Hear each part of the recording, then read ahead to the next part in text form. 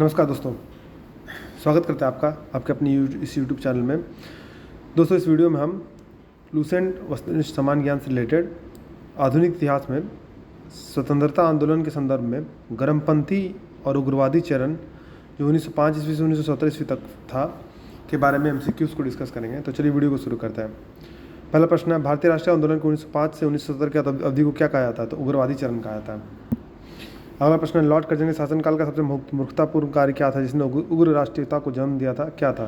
तो 1905 का बंगाल विभाजन। दोस्तों, 1905 का बंगाल विभाजन के बारे में कुछ जानते हैं। भारत के तत्कालिक वायसराय लॉर्ड कर्जन ने 20 जुलाई 1905 को बंगाल विभाजन की आधिकारिक घोषणा की थी।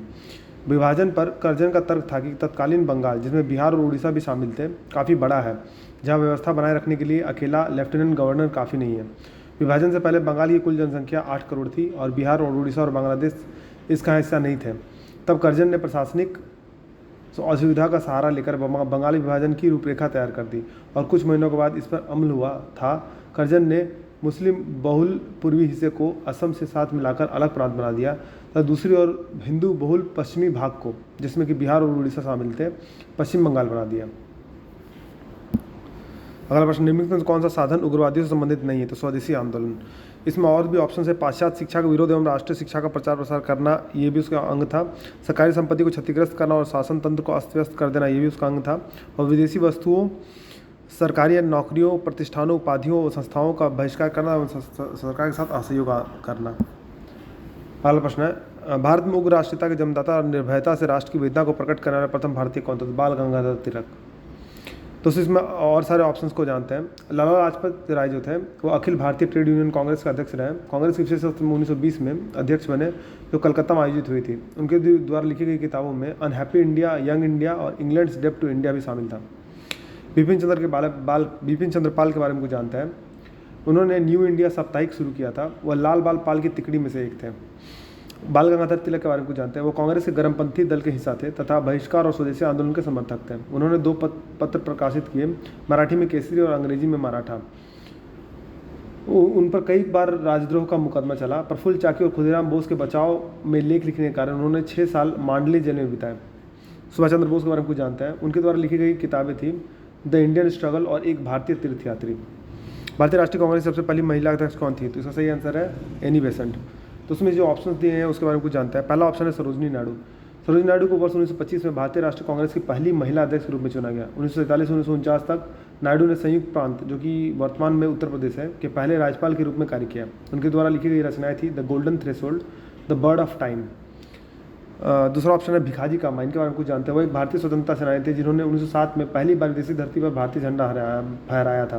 भिखाजी कामा को भारतीय क्रांति की जननी के रूप में जाना जाता है। और चौथा ऑप्शन है, तीसरा ऑप्शन है एनी बेसेंट। तो वो 1893 में भारत आई। वो थियोसॉफिकल सोसाइटी की प्रमुख थी। 1916 में उन्होंने होम रूल की लीग की स्थापना की और कांग्रेस के अध्यक्ष भी बने। लास्ट ऑप्शन है विजय लक्ष्मी पंडित। वो स्वतंत्रता पूर्व भारत 1937 में कैबिनेट पद संभालने वाली पहली भारतीय महिला बनी। वो अखिल भारतीय महिला सम्मेलन 1941-1943 की नेता थी। अगला प्रश्न है, वर्ष 1905 के बंगाली विभाजन के समय वायसराय कौन था? इसका सही आंसर है लॉर्ड कर्जन। गदर पार्टी के प्रमुख नेता थे कौन थे? हरदयाल थे। दोस्तों, गदर पार्टी का गठन 15 जुलाई 1913 को संयुक्त राज्य अमेरिका में लाला हरदयाल, सतबाबा बसाखा सिंह ददेहर, ज्वाला सिंह, संतोख सिंह और सोहन सिंह भांखरा के नेतृत्व में किया गया था। अगला प्रश्न, निम्नलिखित में से किसने गाड़ी पर यह मानकर बम फेंका था कि उसमें मुजफ्फरपुर के न्यायाधीश किंग्सफोर्ड बैठे हुए थे? तो खुदीराम बोस और प्रफुल्ल चाकी। दोस्तों, मुजफ्फरपुर बम कांड के बारे में कुछ जानते हैं। 30 अप्रैल 1908 को यह घटना घटी थी। इस घटना को क्रांतिकारी खुदीराम बोस और उनके साथी प्रफुल्ल चाकी ने अंजाम दिया था। घटना में तत्कालीन जिलाधीश किंग्सफोर्ड की हत्या के उद्देश्य से बम फेंका गया था, जिसमें गलती से पिंगल कैनेडी उनकी बेटी की मृत्यु हुई। खुदीराम बोस को फांसी की सजा हुई तथा प्रफुल्ल चाकी ने गोली मारकर खुद की हत्या कर ली। अगला प्रश्न है, स्वराज मेरा जन्मसिद्ध अधिकार उसमें लेख रहूंगा, ये किसने कहा है? तो बाल गंगाधर तिलक ने। मॉर्लियम इंटू रिफॉर्म्स को किस वर्ष में प्रस्तुत किया गया? तो 1909 में। भारत परिषद अधिनियम 1919 का सर्वग्राही क्या है? तो मॉर्लियमेंटो सुधार के नाम से जाना जाता है। सांप्रदायिक निर्वाचन क्षेत्रों की पद्धति की शुरुआत भारत में किसके द्वारा की गई थी? तो 1909 में मॉर्लियमेंटो रिफॉर्म्स के द्वारा। भारत में गर्म दलीय आंदोलन का पिता किसे कहा जाता है? बाल गंगाधर तिलक। निम्नलिखित में से कौन पहले एक क्रांतिकारी थे जो बाद में एक योगी और दार्शनिक बन गए? तो अरविंदो घोष। वर्ष 1909 में मैडम भिखाजी रुस्तम कामा पेरिस में निम्नलिखित में से कौन सा समाचार पत्र प्रकाशित करती है? तो स्वराज। भारतीय क्रांति की जननी, मदर ऑफ इंडियन रिवोल्यूशन किसे कहा जाता है? तो मैडम भिखाजी रुस्तम कामा को कहा जाता है। अगला प्रश्न है, मुस्लिम लीग की स्थापना 1906 में हुई थी, उस समय उसके उद्देश्यों में कौन सी बात शामिल नहीं थी? तो उपयुक्त सभी, यानी द्विराष्ट्रीय सिद्धांत की बात उसमें शामिल नहीं थी, भारत का सांप्रदायिक विभाजन शामिल नहीं था और पाकिस्तान की मांग में शामिल नहीं था। 1916 में मद्रास में होम रूल मूवमेंट के प्रवर्तक कौन थे? तो एनी बेसेंट थे। बाल गंगाधर तिलक द्वारा शुरू की साप्ताहिक पत्रिका कौन थी? तो केसरी थी। दोस्तों और सभी ऑप्शन के बारे में जानते हैं। यंग इंडिया जो है वो महात्मा गांधी के द्वारा शुरू की गई थी। केसरी जो है वो बाल गंगाधर तिलक के द्वारा शुरू की गई थी। कॉमरेड जो है मोहम्मद अली जौहर के द्वारा शुरू की गई थी। और अल हिलाल अब्दुल कलाम आज़ाद के द्वारा शुरू की गई थी। शेर पंजाब या पंजाब केसरी किसका उपनाम आया? तो लाला लाजपत राय का। भारतीय इतिहास में 1912 एक ऐतिहासिक महत्व था, तो किस चीज़ का महत्व था? तो राजधानी का कोलकाता से दिल्ली स्थानांतरण हुआ। अनुशीलन समिति संबंध है किससे? वीडी सावरकर से। किस गवर्नर जनरल 1911 में भारत की राजधानी कोलकाता से दिल्ली तक स्थानांतरित करने की घोषणा की? तो लॉर्ड हार्डिंग। अगला प्रश्न, अल हिलाल समाचार पत्र किसके द्वारा राष्ट्रीयता के प्रचार के लिए शुरू किया गया था? तो अब्दुल कलाम आज़ाद। लंदन में 13 मार्च को सर माइकल ओ डायर की गोली से मारा गया, किसके द्वारा? तो उधम सिंह के द्वारा। भारतीय राष्ट्रीय कांग्रेस का प्रथम विभाजन कब हुआ? 1907 में। मुस्लिम लीग की स्थापना का श्रेय किसे जाता है? सलीमुल्लाह को। महाराष्ट्र में गणपति उत्सव आरंभ करने का श्रेय किसको प्राप्त है? तो बाल गंगाधर तिलक को। स्वदेशी आंदोलन कब शुरू किया गया था? बंगाल विभाजन के विरोध में।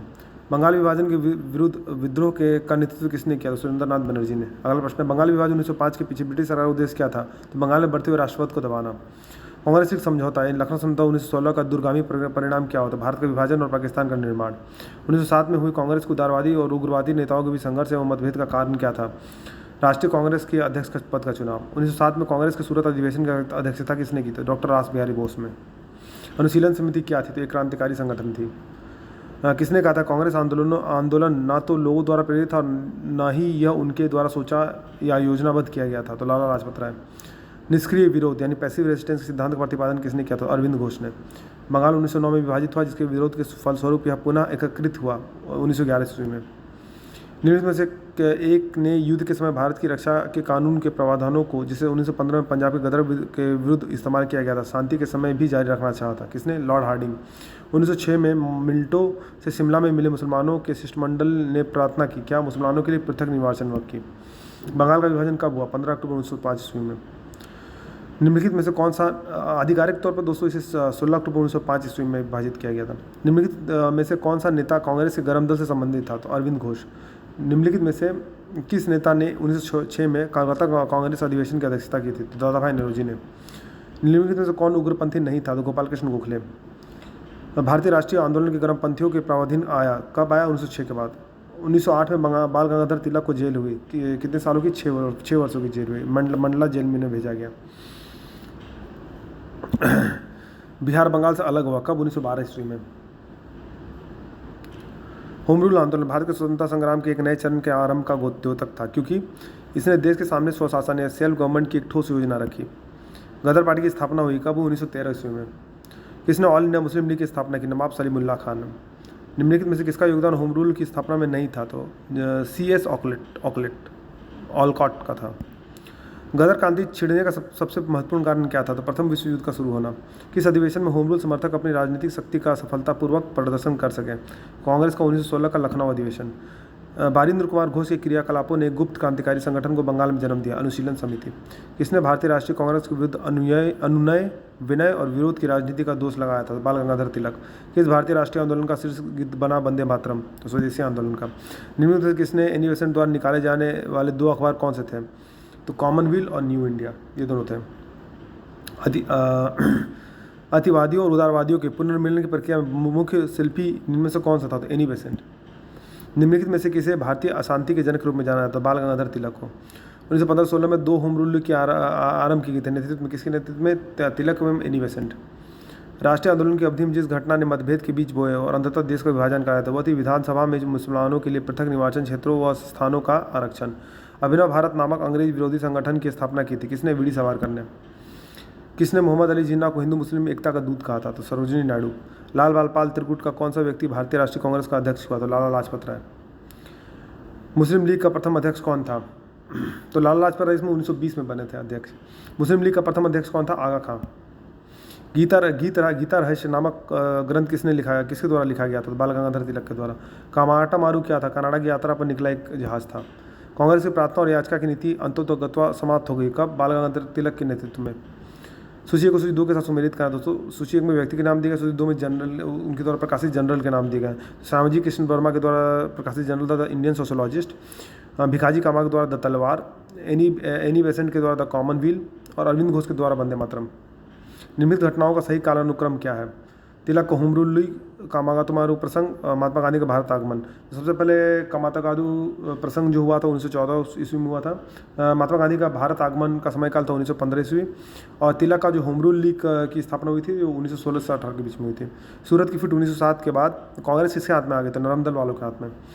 राजनीतिक स्वतंत्रता राष्ट्र की प्राणवायु, यह कथन किसका आया था? अरविंद घोष। राष्ट्रीय शोक दिवस कब मनाया गया था? बंगाल विभाजन के लागू होने के दिन।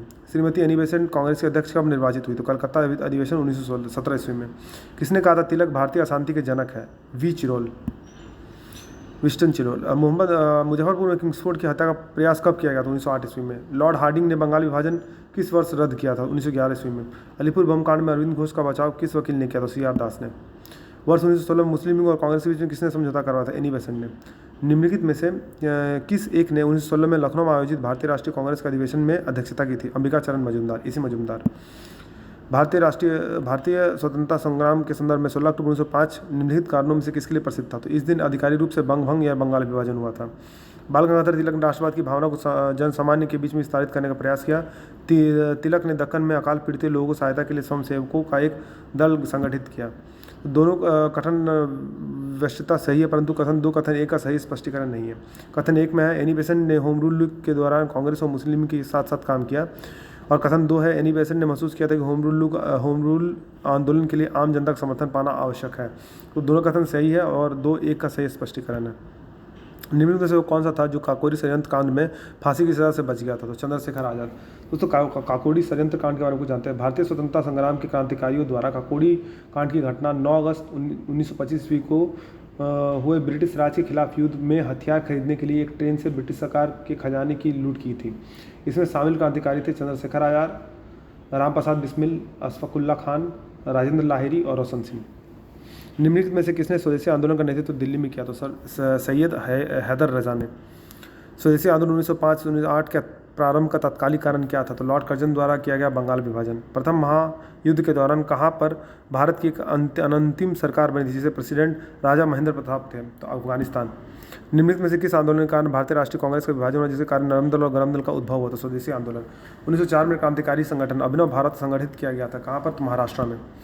राम प्रसाद बिस्मिल, रोशन सिंह और राजेंद्र लाहिड़ी के बीच में क्या समानता है? तो वो काकोरी षड्यंत्र मामले से संबंधित थे। निम्नलिखित में से किस कारागार में पंडित राम प्रसाद बिस्मिल को फांसी दी गई थी? तो गोरखपुर में।